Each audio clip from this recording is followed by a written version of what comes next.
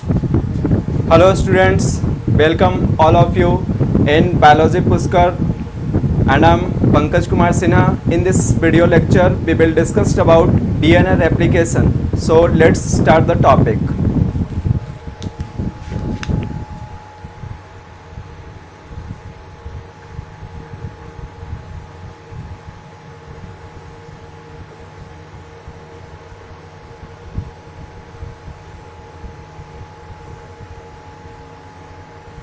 DNA replication, ठीक है।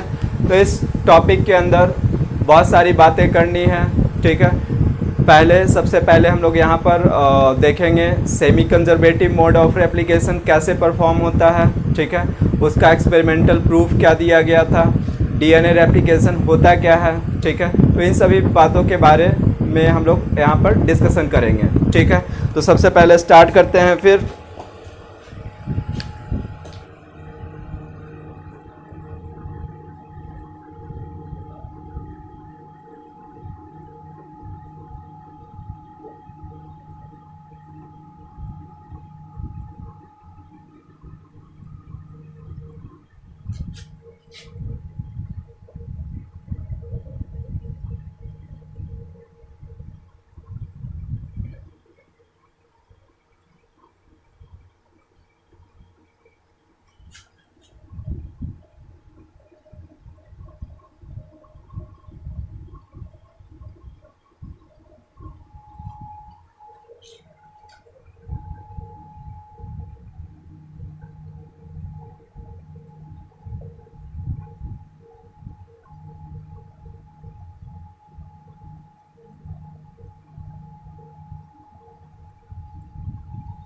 ठीक है, तो यहाँ पे हम लोग क्या बात कर रहे हैं कि डीएनए एक ऐसा मॉलिक्यूल है जो सेल्फ रेप्लिकेशन कैपेसिटी शो करता है। मींस सेल्फ डुप्लीकेशन मींस अपना जैसा एक कॉपी बना सकता है, ठीक है। इस वजह से इसको लिविंग के कैटेगरीज के अंदर रखा गया है, ठीक है।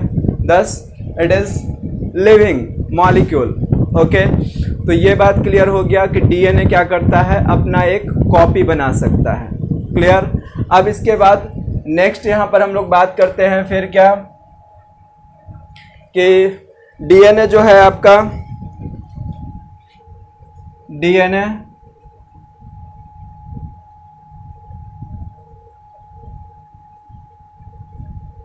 Replication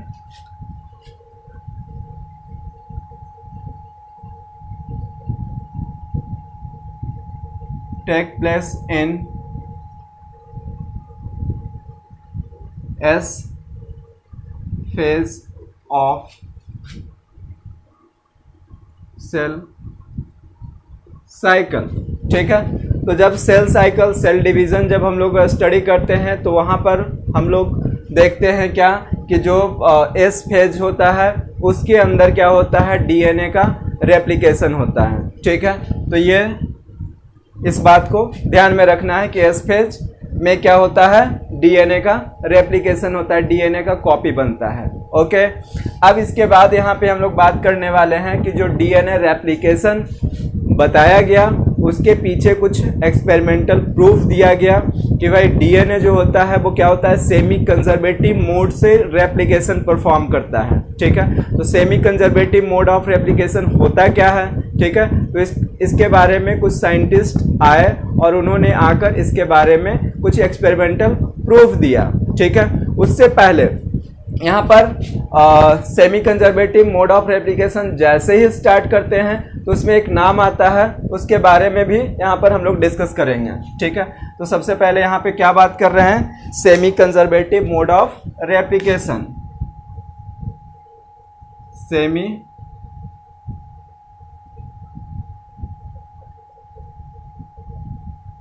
conservative mode of replication, ठीक है। अब यहाँ पर बात कर रहे हैं कि ये जो semi conservative mode of replication है, ठीक है।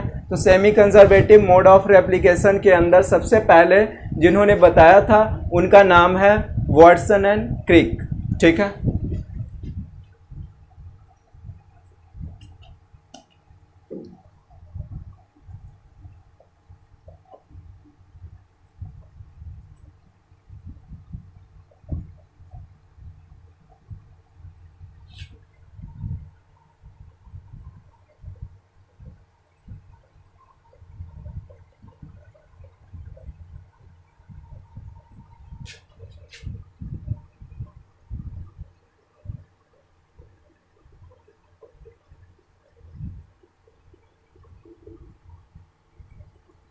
फर्स्ट प्रपोज्ड बाय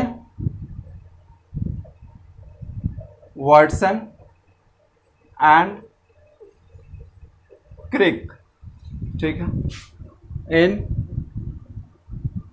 1953, ओके, ठीक है। तो semi conservative mode of replication was first proposed by Watson and Crick 1953, okay.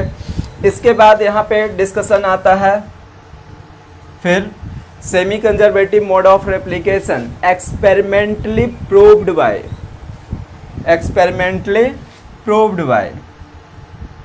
Semi conservative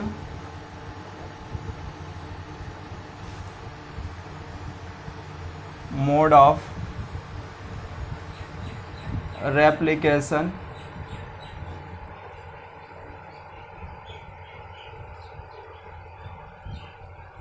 mentally proved by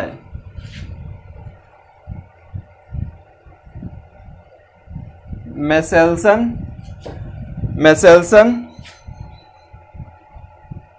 and Stahl, ठीक है, Michelson and Stahl in 1958 semi conservative mode of replication experimentally proved bye Michelson and Stahl 1958, okay. अब इसके बाद next यहाँ पर एक और scientist का नाम आता है जो सिमिलर एक्सपेरिमेंट इन्होंने भी किया था और एक्सपेरिमेंटली किया, ठीक है। तो उसमें नाम आ जाएगा, एक तो ये हो गया Michelson एंड Stahl साहब ने बताया क्या कि semi conservative mode of replication कैसे परफॉर्म होता है, और इनके नाम के ऊपर ही इस एक्सपेरिमेंट का नाम भी पड़ा semi conservative mode of replication, ठीक है। अब इसके बाद यहाँ पर एक और साइंटिस्ट का नाम आता है Taylor, TEYLOR,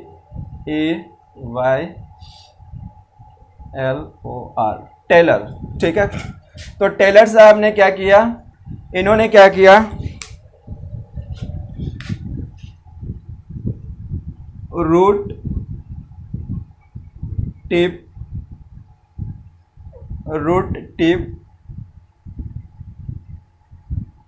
sales of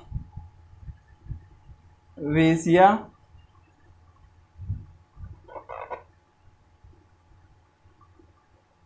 faba, ठीक है, root tip cells of vicia faba plant है जिसका इन्होंने क्या किया, रूट टिप सेल्स लिया, और उस रूट टिप सेल्स के अंदर जो डीएनए प्रेजेंट था, ठीक है, उस डीएनए को इन्होंने क्या किया, semi conservative mode of replication perform करवाया, ठीक है, इन 1958, ओके। तो ये सिमिलर एक्सपेरिमेंट इन्होंने भी परफॉर्म करवाया, ठीक है। ये क्लियर हो गया कि भाई कौन से साइंटिस्ट ने एक्सपेरिमेंटली प्रूव करवाया और किसने बताया कि semi conservative mode of replication होता है। तो वाटसन एंड क्रिक, इनका भी नाम इंपॉर्टेंट है और कॉम्पिटिटिव पॉइंट ऑफ व्यू से इस नाम को भी माइंड में रखना है, ओके। इसके बाद डीएनए रेप्लिकेशन होता क्या है, तो सिंपली रेप्लिकेशन मीन्स कॉपी बनना, ठीक है, किसका कॉपी, डीएनए का कॉपी बनना, ओके। इसके बाद ये रेप्लिकेशन कहाँ पे परफॉर्म होता है, ठीक है, कौन से स्टेज में होता है, तो S phase of cell cycle के एस फेज में, ठीक है। ये बात क्लियर हो गया। अब इसके बाद आगे हम लोग बात करेंगे फिर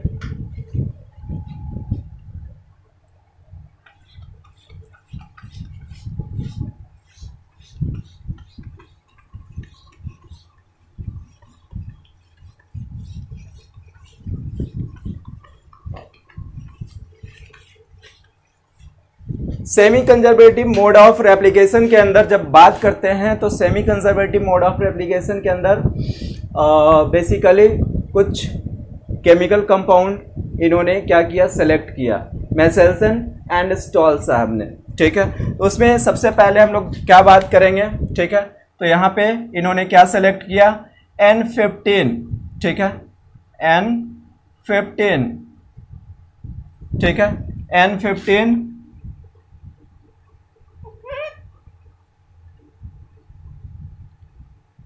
NH4Cl15, ठीक है।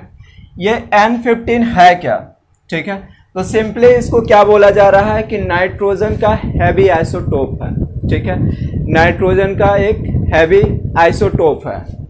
इसको सिंपली यहां पे इंडिकेट कर सकते हैं,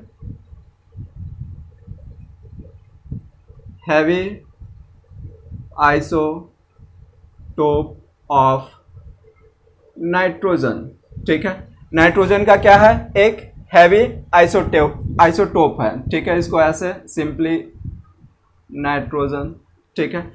तो ये बात क्लियर हो गया। इसके बाद इसमें एक बात और इम्पॉर्टेंट आता है कि भाई ये जो N15 है क्या वो रेडियो एक्टिव सब्सटेंस है, तो नहीं, ठीक है, तो it is not radio active substances, ठीक है, सब्सटेंसेस भी लिख सकते हैं या radio active nitrogen, okay, not radio active nitrogen, ठीक है, ये बात क्लियर हो गया। सेकंड इन्होंने और क्या लिया भाई, N14 लिया, ठीक है, N14 NH4Cl, ठीक है, ये क्या है, लाइट आइसोटोप है, light isotope of nitrogen, okay, और ये भी आपका क्या है, रेडियो एक्टिव सब्सटेंसेस नहीं है, ठीक है, ये क्लियर हो गया। इसके बाद सेंट्रीफ्यूगेशन के लिए इन्होंने क्या किया, लिया केमिकल कंपाउंड, ठीक है, सीजियम क्लोराइड, ठीक है, CsCl, ठीक है, सीजियम क्लोराइड लिया, ठीक है, और ये डेंसिटी ग्रेडियंट के फॉर्म में इसको यूज किया, ठीक है, इसका यूज होता है used in the form of density gradient,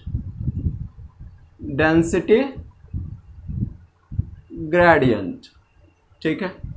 अब ये आपके माइंड में क्वेश्चन अराइज होगा कि सर ये CsCl का फंक्शन क्या है, ठीक है, ये इसका फंक्शन क्या है, ये दोनों मीडियम है, ठीक है, आगे हम लोग डिस्कस करेंगे कि ये मीडियम के फॉर्म में कैसे ये काम करता है, ठीक है। बेसिकली ये वाला जो पॉइंट है इसको आपका क्लियर होना चाहिए, ठीक है, कि CsCl सर कैसे फंक्शन करता है, डेंसिटी ग्रेडियंट के फॉर्म में कैसे ये फंक्शन करता है, ठीक है। तो इस बात को पहले समझते हैं कि डेंसिटी ग्रेडियंट के फॉर्म में ये कैसे फंक्शन प्ले करता है, ठीक है। तो सपोज यहाँ पर एक टेस्ट ट्यूब लेते हैं, ठीक है, और इस टेस्ट ट्यूब के अंदर क्या करते हैं, सीजियम क्लोराइड डाल देते हैं, ठीक है, सीजियम क्लोराइड ये हम लोगों ने क्या किया, इसके अंदर फिल कर दिया, ठीक है। अब इसके बाद यहाँ पर अगर कोई मॉलिक्यूल लिया जा रहा है, इफ कोई मॉलिक्यूल हम लोगों ने सेलेक्ट किया, सपोज DNA ही सेलेक्ट किया है, ठीक है, तो ये जो सीजियम क्लोराइड है वो करेगा क्या कि डेंसिटी ग्रेडियंट के बेसिस पर उसको क्या करेगा, अलग करेगा, ठीक है। कैसे अलग करेगा, तो इस बात को यहां पर समझ लेते हैं, ठीक है। सपोज कोई लाइट DNA है, ठीक है, कोई DNA है, ये DNA है, ठीक है, ये DNA कैसा है, लाइट DNA है, हल्का DNA है, ठीक है, सिंपल ऐसे समझे तो ये क्या है, लाइट DNA है, ठीक है। और कोई एक और DNA ले लेते हैं जो क्या है, हैवी है, ठीक है, कोई एक और DNA ले लेते हैं जो क्या है, हैवी है, ठीक है, ये हैवी DNA है, ठीक है। अब यहाँ पर क्या बात कर रहे हैं कि ये जो लाइट डीएनए और हैवी डीएनए है, तो यहाँ पर सीजियम क्लोराइड का रोल क्या होगा, तो ये क्या करता है, दोनों को अलग करने का काम करता है। कैसे, तो ये समझते हैं। जब इसको क्या करवाते हैं, सेंट्रीफ्यूज करवाते हैं, ठीक है, क्या करवाते हैं, सेंट्रीफ्यूज करवाते हैं, ठीक है। तो सेंट्रीफ्यूज क्या होता है, एक मशीन होता है, उसके अंदर क्या करते हैं, टेस्ट ट्यूब को डाल देते हैं और उसके बाद फिर उसमें क्या होता है, सेंट्रीपिटल फोर्स उस पर काम करता है, जिसके वजह से वो क्या होता है, ब्रेक कर जाता है, अलग अलग मॉलिक्यूल्स अलग अलग डिवाइड हो जाता है, ठीक है। तो यहाँ पर हम लोग बात कर रहे हैं क्या, ये लाइट मॉलिक्यूल है, ठीक है। इसके बाद ये क्या है, हैवी मॉलिक्यूल है। अब ये जो हैवी मॉलिक्यूल है वो ऑब्वियस सी बात है कि क्या होगा, नीचे की तरफ आएगा, ठीक है, ये नीचे की तरफ आएगा। और जो लाइट मॉलिक्यूल है वो क्या होगा, ऊपर की तरफ फ्लोट करेगा, ठीक है। यहाँ पर अगर सिंपली ये बात कर लें कि यहाँ पर क्या लग रहा है, तो ग्रेविटेशनल फोर्स अगर लगा देते हैं, ग्रेविटेशनल फोर्स लगा देते हैं, ठीक है। तो अगर ग्रेविटेशनल फोर्स लगा देते हैं तो जो हैवी पार्टिकल होगा वो नीचे की तरफ आएगा, जो लाइटर पार्टिकल होगा वो ऊपर की तरफ आएगा। तो ये जस्ट एक क्या है, यहाँ पर जस्ट इसको क्या कर सकते हैं, एक मीडियम के फॉर्म में इसको यूज किया गया जो डेंसिटी ग्रेडियंट बताता है, ठीक है। लाइटर पार्टिकल ऊपर की तरफ और हैवियर पार्टिकल नीचे की तरफ, इतना ही रोल है किसका, सीजियम क्लोराइड का, ठीक है। ये क्लियर हो गया। अब इसके बाद आगे बात करेंगे,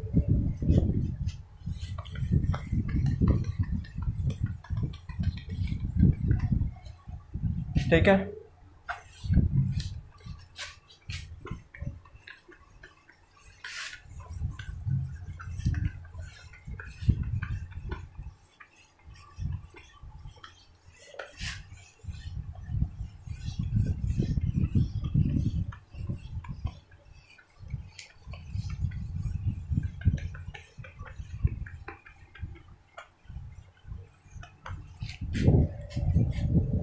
semi conservative mode of replication हम लोग डिस्कस कर रहे हैं।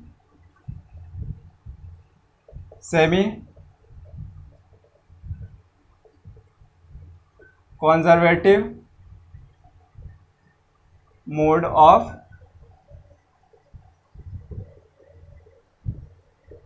रेप्लिकेशन, ठीक है, इसके अंदर बात कर रहे हैं। अब यहां पर मेसेल्सन साहब ने क्या लिया था, एक लाइट आइसोटोप लिया नाइट्रोजन का N14, एक हैवी आइसोटोप लिया N15 और इसके साथ साथ क्या लिया, सीजियम क्लोराइड लिया, ठीक है। सीजियम क्लोराइड का फंक्शन क्या होता है ये ऑलरेडी हम लोग देख चुके हैं, ठीक है।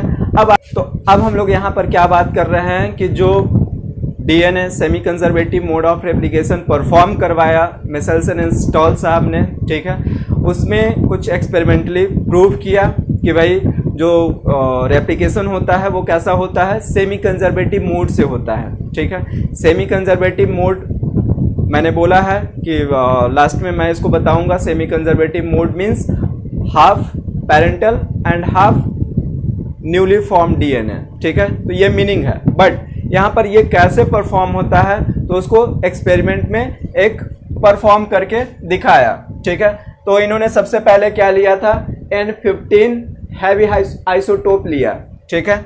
N15 हैवी आइसोटोप लिया, N15 डीएनए, ठीक है, N15 डीएनए लिया, ठीक है, जो कैसा था, हैवी आइसोटोप था। उसके बाद इसका क्या करवाया इन्होंने, सेंट्रीफ्यूगेशन करवाया। जब ये सेल ग्रो किया तो उसके बाद क्या करवाया, सेंट्रीफ्यूगेशन करवाया, ठीक है। क्या करवाया, सेंट्रीफ्यूगेशन करवाया, ठीक है। तो यहाँ पर इन्होंने देखा कि सेंट्रीफ्यूगेशन के टाइम पे एक इस तरह का ये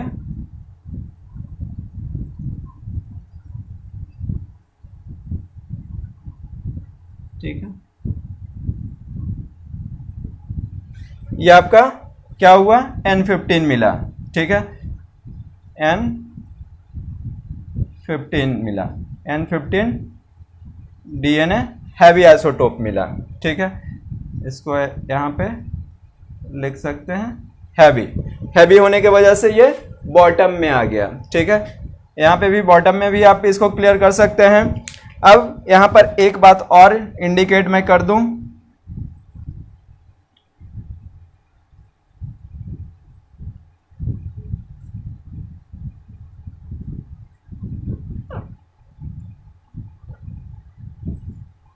ग्रेविटेशनल फोर्स, ठीक है। तो ग्रेविटेशनल फोर्स के बेसिस पर यहाँ पे मैंने बताया था कि सीजियम क्लोराइड के अंदर डेंसिटी ग्रेडियंट के फॉर्म में लिया गया। तो यहाँ पर जब सेंट्रीफ्यूगेशन हुआ तो N15 वाला डीएनए हैवी आइसोटोप जो था वो नीचे की तरफ, बॉटम की तरफ आ गया, ठीक है। अब इसके बाद इन्होंने फिर क्या किया कि नेक्स्ट जनरेशन में फिर देखा, ठीक है, 20 मिनट, ठीक है। और इस डीएनए को क्या करवाया, दूसरे मीडियम में ट्रांसफर करवाया, ठीक है, अनदर मीडियम में ट्रांसफर करवाया। तो अनदर मीडियम कौन सा था, N14, ठीक है, N14 डीएनए, या इसको आप यहाँ पे N14 लिख सकते हैं, और N14 NH4Cl, ठीक है। तो इसमें इन्होंने क्या करवाया, 20 मिनट के बाद इस डीएनए को ट्रांसफर करवाया, ठीक है। अब उसके बाद फिर क्या हुआ, डिवीजन हुआ, ठीक है। डिवीजन होने के बाद ये इसको बोला गया फर्स्ट जनरेशन, ठीक है, जनरेशन फर्स्ट, ठीक है। जनरेशन फर्स्ट में देखा गया कि भाई जब N14 मीडियम में डाला गया इस डीएनए को, तो वहां पर क्या हुआ कि यहाँ पर एक N15 बन गया, ठीक है, यह है आपका क्या, N15, और दूसरा आपका क्या हो गया, N14 हो गया, N14 हो गया, ठीक है। उसी तरह से यहाँ पर भी देखा गया क्या, एक हो गया आपका क्या, N15 और दूसरा क्या हो गया, N14 हो गया, ठीक है। तो यहां से क्या हो गया, इसका एक एक कॉपी रेप्लिकेट कर गया, मींस एक पेरेंटल और एक न्यूली फॉर्म डीएनए, ठीक है। तो जनरेशन फर्स्ट में इस तरह का कंडीशन देखा गया। अब इसको जब इन्होंने सेंट्रीफ्यूज करवाया, ठीक है, तो सेंट्रीफ्यूज करवाया तो क्या होगा कि यहां पर, ठीक है, यहां पर क्या होगा,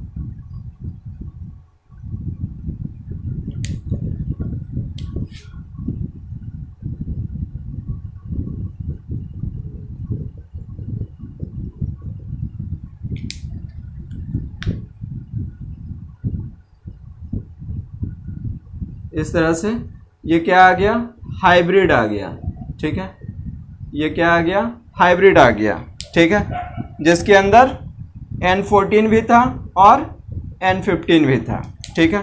तो ये क्या हो गया, ये हाइब्रिड बन गया, हाइब्रिड बन गया, ओके। तो यहां पर देखा गया कि भाई जब सेंट्रीफ्यूगेशन हुआ तो यहां पे हाइब्रिड डीएनए मिला, ठीक है, जिसके अंदर क्या था, N14 वाला भी था और N15 वाला भी था, मींस लाइट एंड हैवी दोनों तरह के डीएनए यहाँ पे मिल गए। तो क्या बन गया, हाइब्रिड बन गया। ये हो गया क्लियर। अब इसके बाद नेक्स्ट जनरेशन में फिर क्या हुआ भाई, तो यहाँ पर इसको 40 मिनट के लिए फिर ट्रांसफ़र करवाया, 40 मिनट, आफ्टर 40 मिनट, ठीक है। अब यहाँ पर देखा गया क्या कि एक पूरा का पूरा ये वाला जो पोर्शन है, ठीक है, ये आपका क्या बना लिया, ये लाइट N14 बना लिया, ठीक है, N14 जो कैसा था, लाइट था, ठीक है। और यहाँ पर ये भी क्या हुआ, ये भी N14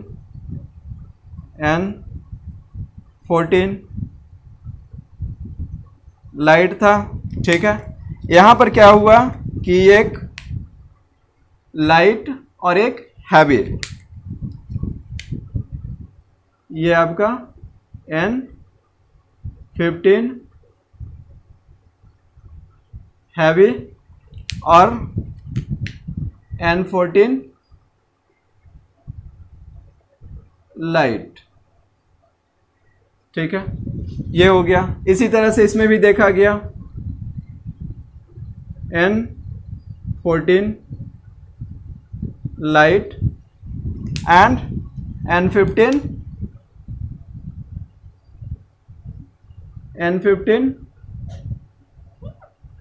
heavy।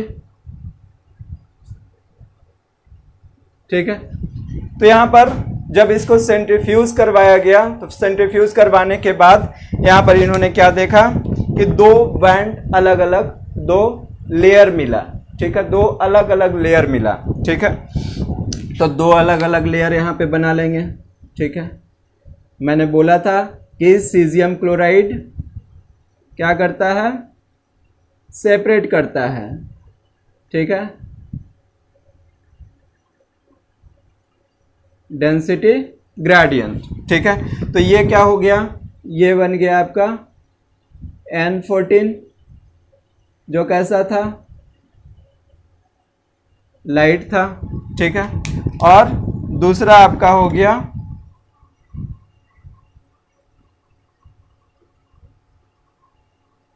जिसके अंदर क्या था, मिक्स्ड टाइप था। ठीक है,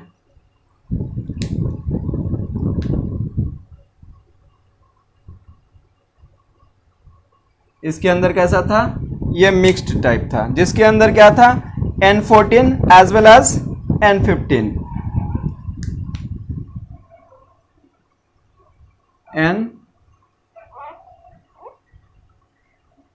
N14 और N15 दोनों का क्या आया, मिक्सचर आया, हाइब्रिड आया, N15।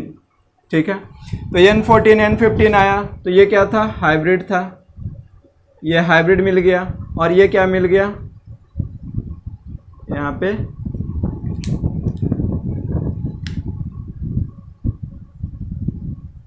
लाइट मिल गया। ठीक है, इस बेसिस पर यहाँ पर इन्होंने आइडेंटिफाई किया। अब मैंने ये बोला था कि भाई semi conservative mode of replication क्या होता है, तो semi conservative mode of replication means one parental DNA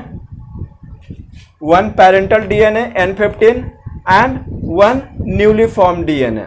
ठीक है, तो semi conservative mode of replication इन्होंने प्रूव किया। ठीक है, इस एक्सपेरिमेंट के ऊपर। ठीक है, ये क्लियर हो गया। और इसको यहां पर इन्होंने क्या बोला, जनरेशन सेकंड बोला, जनरेशन सेकंड बोला। ठीक है, ठीक है, ये generation first and generation second. ठीक है, तो ये हो गया आपका क्लियर क्या, Meselson and stall experiment, semi conservative mode of replication. ठीक है, अगर इस टॉपिक के अंदर कोई भी डाउट आता है आपको तो आप कमेंट सेक्शन में आप पूछ सकते हैं कि सर ये कैसे हुआ और ये क्या है। ठीक है, इस टॉपिक के अंदर इतना ही, इस वीडियो के लेक्चर के अंदर इतना ही। मिलेंगे फिर। Okay, thank you.